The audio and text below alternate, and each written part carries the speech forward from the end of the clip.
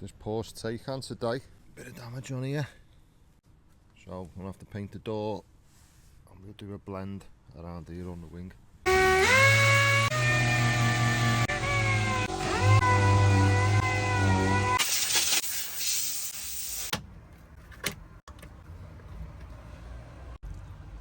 So this colour, even though it's a white car, or looks white, it's got more silver in. I've just put 16 gram of silver and it only needs 10.22 gram of white, amongst other little colours as well. There's a few other tints to go in. More silver to go in, 7.2 gram. We're all mixed up now, ready to go.